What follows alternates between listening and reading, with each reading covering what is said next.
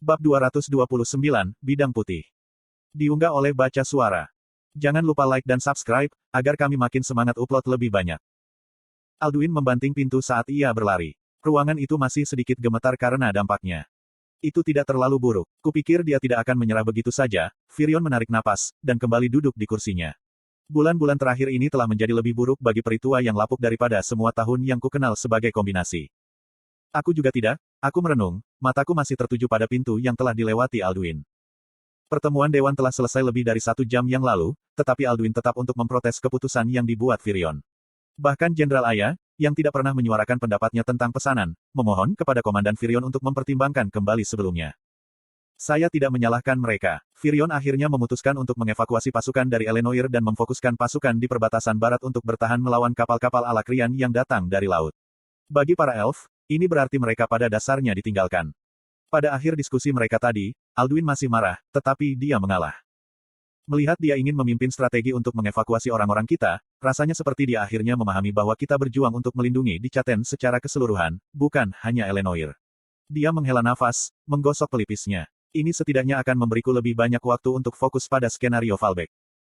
Aku mengangguk. Membentuk strategi untuk pertempuran hanya setengah dari tugas selama masa perang. Memikirkan berbagai kemungkinan dan membuat semua pasukan Anda tahu apa yang harus dilakukan ketika segalanya tidak berjalan sesuai rencana adalah sama pentingnya, jika tidak lebih penting. Kami berdua berdiri tanpa kata di kamar sejenak sebelum Firion berdeham. Saya tahu pertanyaan yang akan datang. Itu adalah pertanyaan yang Firion susah payah tanyakan padaku ketika aku kembali ke Castle. Jadi, Arthur, sudahkah Anda memikirkan permintaan saya? Kata Firion, tekad dingin di matanya. Saya bertemu dengan tatapannya yang kuat. Aku punya, dan aku takut aku harus menolak dengan hormat. Dan bagaimana jika saya mengubah permintaan saya menjadi pesanan? Dia menantang. Maka aku tidak punya pilihan selain melakukannya. Setelah hening, Firion menghela napas dalam-dalam, menggelengkan kepalanya. Jika ayahmu belum mati, apakah kamu akan mengatakan ya? Rahang saya menegang dan saya berjuang untuk tetap tenang tetapi saya berhasil merespons. Yang paling disukai. Dia mengibaskan tangannya sebelum melanjutkan. Baik, saya tidak akan mendorong lagi pada topik ini. Petik 2. Terima kasih, kataku menghibur. Lagi pula, aku pernah mendengar bahwa Jenderal Byron cukup berpengetahuan luas dalam perang. Tradisi keluarga Wikes selalu mengajari seni perang dan pertempuran generasi muda, jawab Firion. Tapi pengetahuannya berasal dari buku-buku teori dan ajaran lama. Dibandingkan dengan pengetahuanku, sebagai seorang remaja, saya membantah dengan senyum geli.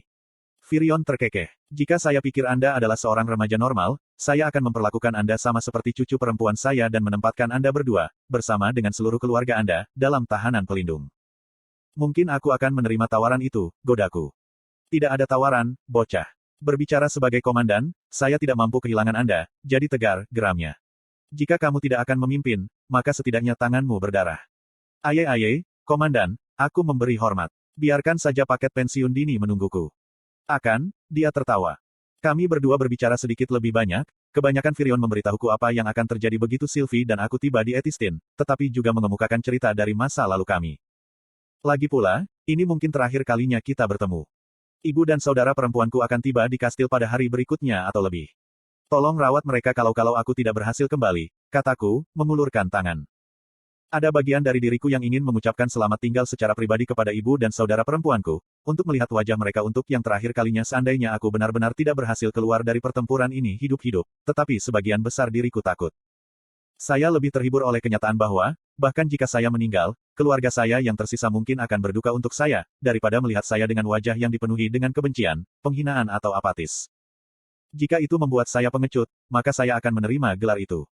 Pada titik ini, saya berjuang perang ini lebih untuk melarikan diri daripada menyelamatkan orang-orang kita dari Alakrians. Firion menggenggam tanganku dan memelukku. Kau tahu aku akan memperlakukan Elis dan Eleanor seolah-olah itu darahku sendiri. Mereka akan diberikan prioritas yang sama untuk mundur seperti Tesia dan Dewan. Petik 2. Terima kasih. Aku melepaskan tangannya dan berjalan menuju pintu.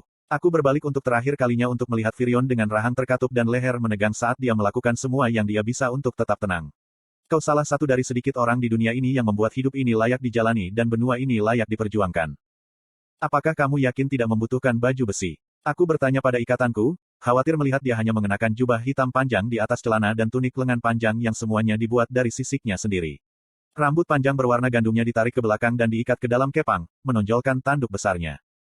Sisik saya cukup kuat. Selain itu, Baju besi konvensional tidak akan berguna ketika saya beralih di antara bentuk, dia menjawab ketika kami melanjutkan perjalanan menuju ruang teleportasi. Pintu sudah terbuka dengan hanya satu penjaga yang ditempatkan di depan. Karena banyak prajurit di kastil dikirim ke Etistin, kurangnya personel jelas terlihat. Saya bisa melihat beberapa wajah yang akrab, menunggu untuk mengirim kami di tengah-tengah para pekerja yang sibuk, memastikan gerbang teleportasi berfungsi dan diatur ke lokasi yang tepat. Selain Tess dan Penatua Bun, Katin dan Penatua Hester juga ada di sini. Terlihat sangat gagah di sana, pahlawan muda, Penatua Hester tersenyum. Pakaian benar-benar membuat pria itu. Senang bertemu denganmu lagi, Penatua Hester, sapaku, mengulurkan tangan. Saya harap Anda tidak menganggap apa yang saya lakukan secara pribadi. Hester Flamesworth menerima gerakanku dengan senyum masam. Aku mendengar tentang ayahmu dan apa yang direncanakan Trodius. Gengsi Flamesworth hampir tidak penting bagi saya dan saya harap ini akan membantu merendahkan saudara saya. Pada titik ini, yang bisa saya katakan adalah terima kasih karena mengizinkannya hidup. Petik 2. Saya mengangguk, melepaskan tangannya sebelum beralih ke Penatua Bun. Aku menepuk pundak kurcaci tua itu. Aku bisa tahu dari pertemuan yang kita lakukan sebelumnya bahwa kamu hanya ingin pergi ke ladang. Bagaimana menurutmu, mau pesan saja dari sini bersamaku? Petik 2.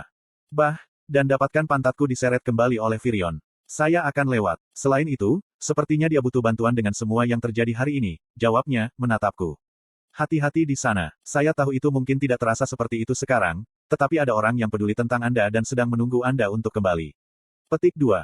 Sekali lagi, saya hanya mengangguk. Janji yang aku buat untuk ibuku, bahwa aku akan memastikan ayahku baik-baik saja, ternyata kosong. Saya tidak ingin mengatakan atau menjanjikan apapun yang tidak bisa saya pertahankan. Iklan. Tatapanku akhirnya jatuh pada Katin, yang diam. Terima kasih sudah mengantarku pergi, kataku, mengulurkan tangan. Katin ragu-ragu sebelum meraih tanganku. Dia mendongak, kekhawatiran tampak di alisnya. Aku berharap bisa bertarung bersama kamu dan saudaraku. Misi Anda sama pentingnya, jika tidak lebih, untuk masa depan di Caten. Jangan khawatir, aku menghibur sambil tersenyum. Aku bisa merasakan kegelisahan dan frustrasinya karena tidak mampu bertarung dalam pertempuran utama. Anggota Dewan Blind dan anggota Dewan Merial telah memerintahkan dia untuk dikirim ke tembok untuk membantu tentara yang tersisa di sana memeriksa daerah itu dan memastikan tidak ada binatang buas yang menuju ke benteng. Setelah Trodius dibawa pergi dan banyak prajurit dikirim ke Black Band City untuk diangkut ke Etistin, tembok sangat kekurangan pejuang yang cakap. Orang tua Katin mungkin berpikir bahwa berada di tembok jauh lebih aman dan setidaknya memberi anak perempuan mereka yang gelisah untuk melakukan sesuatu. Akhirnya, aku menoleh ke Tess, yang sudah berpelukan dan berpamitan dengan Sylvie. Keduanya selalu dekat dan pemandangan di depan saya terasa lebih seperti saudara mengucapkan selamat tinggal. Ketika tiba giliranku, aku memeluk Tess juga. Aku dengar kamu akan bersama saudara perempuan dan ibuku. Aku akan menyerahkannya padamu. Petik 2. Jangan khawatir, aku tidak akan membiarkan apapun terjadi pada mereka, gumamnya, sebelum mengeluarkan liontin daun yang ada di balik kemejanya. Ingatlah untuk menepati janji Anda. Aku akan melakukan yang terbaik, jawabku, mengeluarkan liontinku sendiri. Kami saling menatap diam-diam sejenak sebelum aku mengalihkan pandanganku. Aku tidak bisa menjaga gambar mayat ayahku dari kepalaku sambil menatap Tess. Akulah yang akan berperang, tetapi entah bagaimana aku masih takut pada Tess. Saya tahu ini kekanak-kanakan dan tidak bertanggung jawab untuk memikirkan hal ini, tetapi pikiran bahwa dia dibawa kepada saya dalam keadaan yang sama dengan ayah saya dan tidak dapat melakukan apapun terlepas dari semua kekuatan yang saya miliki membuat saya ingin melarikan diri, bukan hanya dengan dia tetapi dengan Ellie dan ibuku. Sentuhan kuat di lengan saya menarik saya keluar dari pikiran saya. Di depan saya adalah Tess dengan senyum yang sama yang dia miliki tadi malam, lama setelah saya mogok di dapur. Itu adalah senyum yang membawa kehilangan dan harapan sekaligus dan itu cukup untuk memberiku kekuatan untuk melangkah melewati gerbang teleportasi. Aku akan segera menemuimu. Kalian semua, kataku sebelum melangkah dengan Sylvie di sisiku. Setelah sensasi teleportasi yang meresahkan mereda, kami berdua melangkah turun dari podium yang menahan gerbang. Prajurit lapis baja yang berat berdiri di kedua sisi kami, kepala condong membungkuk. Jenderal Arthur, dan Nyonya Sylvie. Jenderal Byron menunggumu di kastil, prajurit di sebelah kiriku mengumumkan. Apakah kamu akan membimbing kami? Saya bertanya. Sebenarnya, itu aku, sebuah suara yang akrab terdengar dari bawah. Itu Curtis Glider. Terlepas dari semua peristiwa yang telah terjadi, tahun-tahun telah memperlakukannya dengan baik. Wajahnya yang dicukur bersih dan potongan kru militer yang tajam menjadikan Curtis ksatria putih gagah yang selalu ia cita-citakan, dengan baju besi dan pedang yang diikat di kedua sisi pinggulnya. Di belakangnya ada Growder, ikatan singa dunianya. Curtis, sapaku. Kupikir kau lebih suka wajah yang familiar karena kau belum pernah benar-benar berada di bagian ini, katanya dengan senyum yang indah. Dan bahkan jika kamu telah di sini, begitu banyak yang telah berubah sehingga aku ragu kamu bahkan akan mengenalinya. Aku sebenarnya belum pernah ke sini, tapi kau benar bahwa tempat ini tidak benar-benar tampak seperti kota, kataku, mengamati pemandangan aneh. Selain dari toko-toko yang telah diubah menjadi stasiun kerja untuk pandai besi dan atilator profesional, alun-alun kota sebelum kami juga dipenuhi dengan tenda. Di dalamnya ada wanita, orang tua, dan bahkan anak-anak yang membantu dengan mencuci dan melipat kain, mengikat panah ke poros kayu, atau mengemas ransum. Tidak ada yang diam, dengan semua orang membuat sesuatu atau mengangkutnya. Tentara berlatih berbaris di peleton mereka dengan perwira masing-masing menggonggong perintah. Di sebelahnya ada dua rentang memanah yang membentang lebih dari 30 yard masing-masing. Di sana, para pemanah berdiri dengan posisi hampir bahu-membahu, meluncurkan tembakan panah ke arah dinding yang dibuat dari tumpukan jerami. Banyak yang harus diterima, kan? Curtis bertanya ketika dia membimbing kami menuju menara batu bata besar yang berdiri di kejauhan. Seluruh kota telah diatur ulang menjadi benteng dan pusat produksi untuk pertempuran yang akan terjadi di pantai. Kami mengikuti di belakang sang pangeran, tidak tinggal di satu tempat terlalu lama karena kami hanya menarik perhatian.